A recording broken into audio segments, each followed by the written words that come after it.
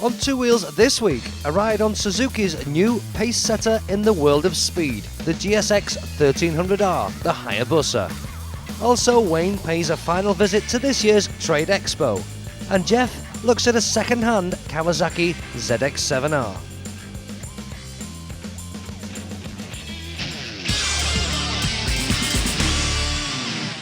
Welcome to Circuit de Catalunya in Barcelona. I was never any good at French. Anyway, last time we were here, we were tyre testing on a whole variety of different machines. Now we've come back to test one particular machine, the one that is now the world's fastest production bike. It is, of course, the Suzuki Hayabusa. With cameras clicking away and people eager to get their hands on this latest piece of hot metal, we were taken to the briefing room for a technical explanation of the bike, Japanese style, and of course a few do's and don'ts before being let loose. So here it is at last, the GSX1300R or Hyabusa. A strange name, you might think. Well, I'll explain. Apparently the Japanese designer was looking up into the sky admiring a peregrine falcon, which they say cuts through the air at over 300 kilometers per hour. And the Japanese name for peregrine falcon is Hayabusa. So there you have it. That's your history lesson for this week. But just think, if that same guy would have been in an office in Manchester looking out of the window, we could be here today test riding the Suzuki Pigeon. Doesn't have the same ring to it, does it really? But I've not come here to talk to you. I've come here to play. So I'll see you later.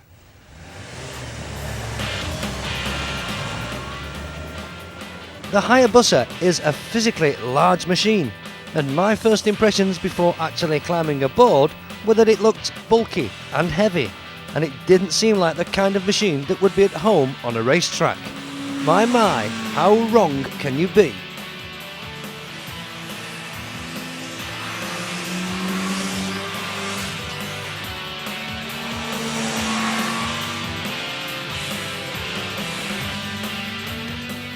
The guys are still out there scratching their way around this track, having loads of fun on these bikes. We've got 20 of these here this week and split into two groups of 10, so this Hayabusa's going around all day long, loads of fun. And it really is a fun bike to ride. The first word that came into my mind when I got off it was my favourite word, awesome. It truly is. It is so fast, incredibly quick. And allegedly, there's a French journalist who's had 205 miles per hour out of one of these. Just think about that, incredible. The fastest I've seen today is a touch over 280k just at the end of the start-finish straight, which is about 175 miles per hour. And the thing still wants to go. There is still more power left. And I know most modern sports bikes will do 160 plus, but by the time you get to about 140 generally when you're on the track, you kind of feel that you're getting towards the end of the power. It stops pulling quite so strong. This thing just goes and goes and goes. 140 mile an hour, 150, whack the throttle open, and it picks up and away it goes again. It's amazing. Amazing indeed, but the question is bound to be asked. Why have a bike that does 200 miles per hour when there's really nowhere on the planet where you can use it? Well, it's not about just how fast it goes, but more importantly, what happens along the way. Excellent brakes which don't fade at all, even after consistent heavy braking from above 175 miles an hour. Fully adjustable suspension, which I personally didn't bother to play with, as the standard setup was more than adequate for my particular style of riding. It really was quite a surprise to find such excellent track manners on a machine weighing in at 474 pounds and with a wheelbase of 1485 millimeters. Owning a Hayabusa is all about credibility, technical excellence and the exclusivity which comes from owning the fastest production bike in the world.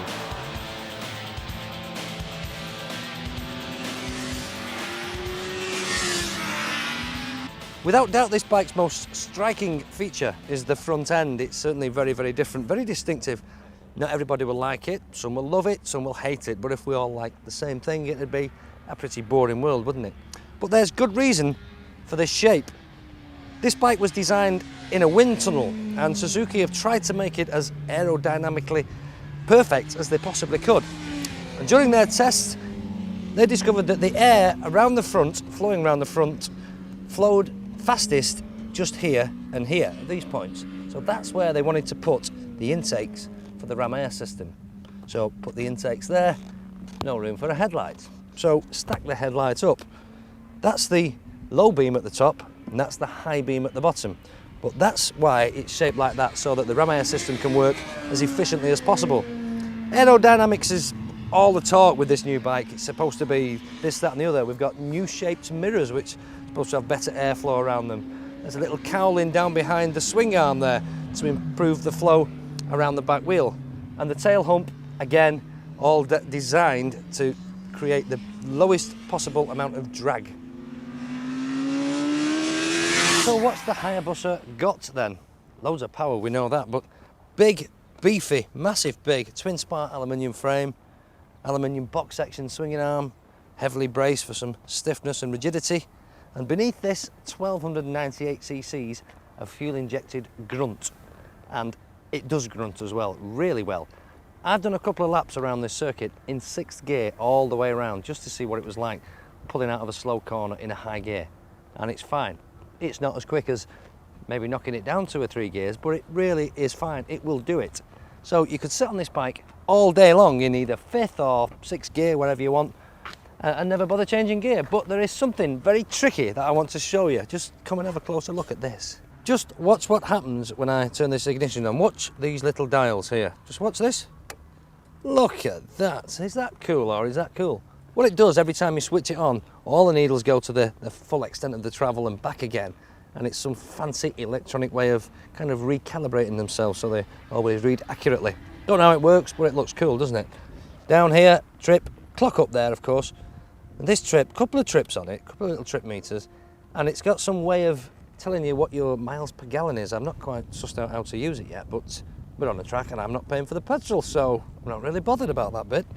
Going back to the comfort side of it, it is a comfy bike to ride.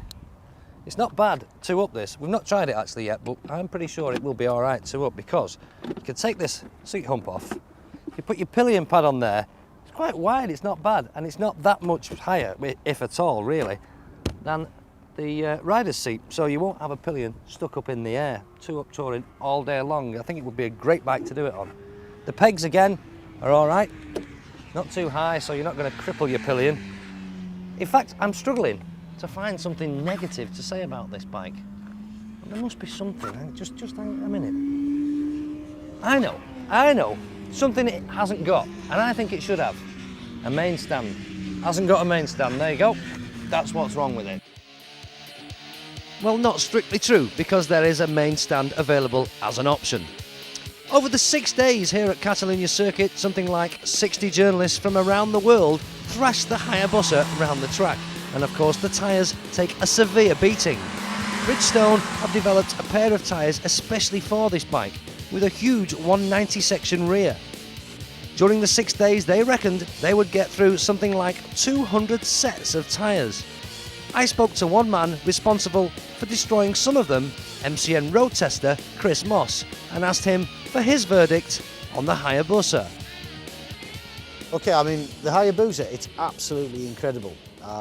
You're not going to forget even the shortest ride on that thing. That it's the engine that makes it for sure. There's just so much power. I thought I'd ridden some pretty fast things before, but like that really gets a hold of you. Even at the circuit, and circuits are places where there are very few reference points to give you an indication how fast you're going. That thing just felt awesome. It is the ultimate two-wheeled speed vehicle, no doubt about it. And we've yet to test the bike back in the UK, but I'm absolutely certain it's going to beat the Super Blackbird, which only does a paltry 178 mile an hour. But another good thing about the bike is its all-round capability. It's as mad as you want it to be, but it's very sane and civilised if you want that from it as well. The motor again is a chief player there. Very, very civilised delivery, very smooth, loads of bottom end power. You can toot around town on it at like 20 mile an hour. It feels totally civilised and totally well mannered. And the handling too, that deserves some respect too. It's a heavy and fairly bulky bike, and it's not quite as sharp as things like R1s or GSX-Rs, but the way it got around this circuit was nothing short of amazing, really. It's very, very trustworthy, very stable. You're not going to get scared on this bike despite the speed, because you feel as though the chassis can handle everything the motor chucks at it. And I just felt very confident at all times. And I'd be happy to ride it from Barcelona back to the UK, no problem, you know. So to go from getting praise on a racetrack to getting praise for touring like 1,000 miles home, I think is a sign of an all-round motorbike. No, top action, really enjoyed it. So it's first impressions time for the Hayabusa, and there goes another one. We've not spent very long with it, but long enough to realise that it's a fantastic bike. It really is. It's very, very, very fast. I can't stress that enough. Incredibly quick. There aren't many bikes that would stay with this. In fact, there is nothing that would stay with it in a straight line. But in the real world, there aren't many bikes that would give it a run for its money. It's available in 3 different colour options. You've got this black and silver one like this. There's a nice shiny red one, and there's a bronzy coloured one, which is not my favourite really. I think this is one of the few bikes where the colour really does make a very, very big difference to me personally about the way the bike looks. I think the black and silver is the best, but we all have our own choices. If you want one, it'll cost you £7,699 plus some on the road charges, about 270 odd quid. So less than £8,000 you get all that performance. What would you have to buy in the car world to get anything like that? You'd have to be spending 200 odd thousand pounds of McLaren F1 or something, I don't know. But it's very nice. We've only ridden it on the track, so what it's like to live with and ride in the real world, we don't know. But we will find out, so watch this space. I spent 2 full days with the test team out in Spain, with riders from as far apart as Australia, Japan and the United States. During that time, I didn't hear a single negative comment about this bike. And I'm certain at this price, the Hayabusa will positively fly out of the showrooms.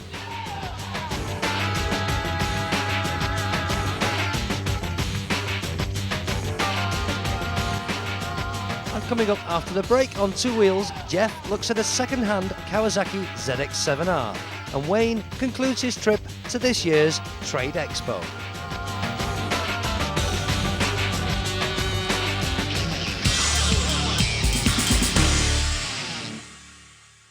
You must have heard of Bagster and Bag Lux. It's common as muck nowadays. They do them tank harnesses of which you can put a tank bag on. They do these fancy seat covers that look the part and all blend in very, very nicely. But that's not the only thing they do. They're a French company who are pretty smart. They know what people want. You need to carry stuff on your bike. So they do. They carry this, a pannier. And this particular pannier, strange by its shape, is new, it's unique. It'll fit just about flipping anything. It clears the exhaust and so on and so forth. It's even got inside here Velcro to an opening, so all the stuff inside is dry. And well, what more could you ask for? And believe it or not, a throw over set of them will cost you around 80 quid. A damn good value for money, I believe. Now you like this. It's a simple product. It has to be if I'm doing it. It's a lubricating sort of thingy-mabob, but simply it is a friction reducer. You add it to your current oils. Now then, why would you do that? You might ask yourself, well, I'll show you why. Because I've got a big lever here, and Chris is sort of enlightened me to what I've got to do. I've got to try and stop the motor, and I'm going to do that, and have to read how much pressure to stop the motor. And at that, it goes down to 40, right? 40. Stick us a bit of the stuff in there, cocker. Good with this sort of thing, you know. Right then, check this out, Muscle Man. Right, are you watching now? Hang on a minute. No, I'm not joking. I can't stop. Oh, hang on a minute, I have. It went off the scale, that. It went off the scale. 40 to stop it without the stuff, and 150 foot-pounds and above to stop it. Whew. And all you do is squirt it in. Amazing. You know, you Street Fighter guys and you posers out there who have the brass, and it's big bucks as well, to buy them fancy calipers, such as Harrison Billet and, you know, the 6-pot ones and those fancy racing ones from AP Lockheed, all those, where you can now buy the ones that the GP riders use as well, such as these Nissin, big name in the industry, and I mean, look at them, they're absolutely beautiful. In fact, I really, as I look at them, I think really they should be displayed at home on the wall with a frame round it rather than stuck on your bike and get all the salt and grime on them. But nonetheless, they'll be very, very efficient, I can assure you that. They do a range of brake pads to suit. Obviously they do master cylinders and tidy stuff too. but bear in mind, some big bucks. But if you were talking big bucks, but nice stuff, just follow me, just look at this lot. What about these then? Now these fancy shock absorbers range from like 200 quid as much as 450, 500 quid, but they are tasty. HAT, not really sure about the name HAT, which is in fact abbreviation for High Advanced Technology, and they're produced by Paoli, which is an Italian company, and Paoli are a big name in the suspension industry. I don't really know where you put that one, like, but a nice bit of kit for your posing machine. Oi, come here, I'm going to tell you about this. Come here, right, look at me. Right, that is titanium. So, big deal, you say. Well, people have been waiting for something new in the way of cans, or the material for cans, for ages. No real reason, I don't think, apart from the fact that, like anybody who puts a race can on the bike, they want it to be race-related, and just about all the big guys use titanium. Well, up until now, titanium's been available, but just a little bit beyond most man's pocket. Well, it's there now. These guys are not the only ones. Micron are developing one and will be available to you soon. I would imagine there'll be many to follow soon. But they're going to produce this, an oval can, for your fancy sports bike like your R1s and Blades and so on, for around £300. So, not three bad, eh? You've still got your alloys, you've still got your round, you've still got your carbons, but I think that's the in thing for this year, titanium. Now I'm going to make this piece rather swift because this thing weighs a ton. It is Groundhog Ivy. Oh, soz, Groundhog number 4. It's a thing you stick in the ground, stick it in concrete, sensibly so. I'm just going to put it on the ground like that. It comes with the most enormous piece of chain, and then you get yourself a shackle lock. All in the whole kit for around 120 quid. If big is beautiful, this thing's gorgeous. If you've got a pride and joy like this R1, which has got fitted to it £1,000 worth of brake caliper and discs, then the fact about it is you'd want some serious lock and chain. So, understandably, this is locked up. £1,000 worth of calipers and discs, yes, these things. Isn't that just beautiful? Gorgeous. That's a PFM 6-pot fancy caliper.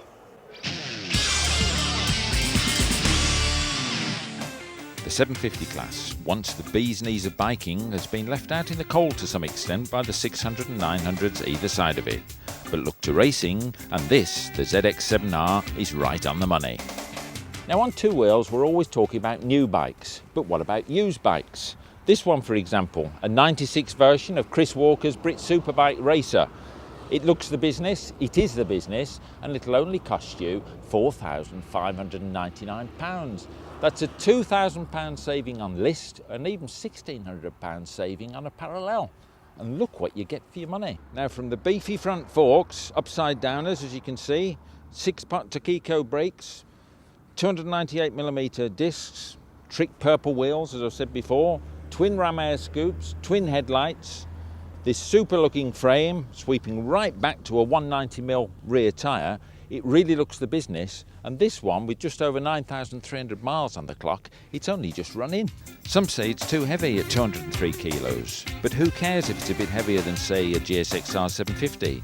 With 112 brake and a top speed of 164, does it really matter? I don't think so. In fact, get this Ninja Warrior rolling and the weight really does disappear, especially as it starts to motor. It all feels very ordinary up to about 6.5 grand, and then it really starts to fly. It's got that musical airbox under the tank that all quackers share, making the most wonderful noises as you wind it on. Resist it if you can, I can't.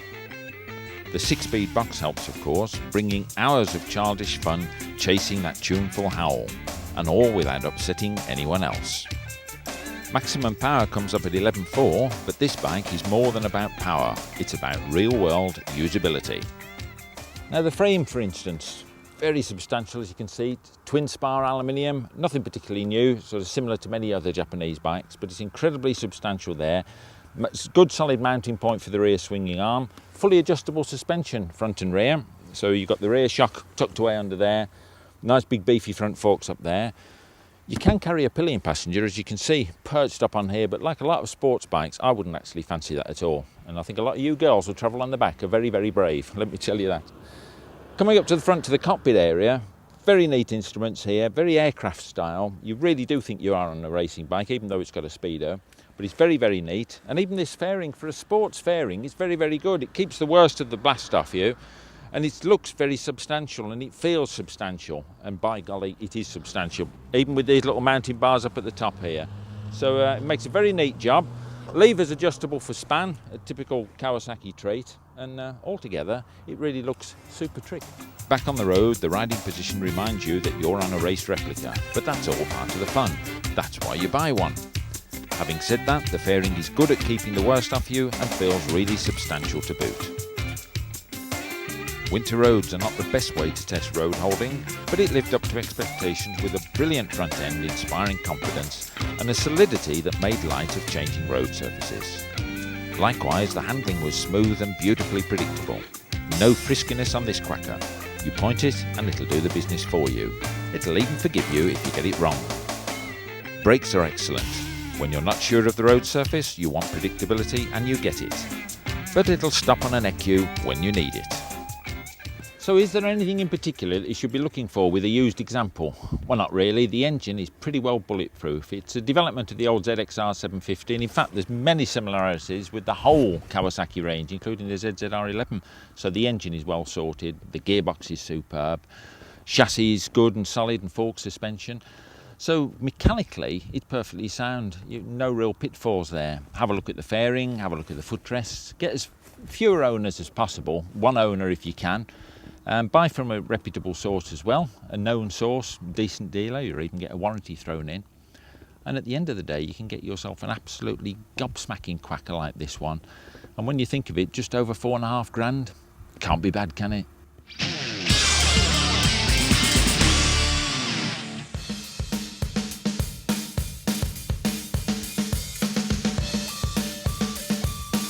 On Two Wheels next week. What's this? Wayne on a bike? Well, not really. We lent him a bike which unfortunately had a flat tyre, just so that he could explain all about repairing a puncture.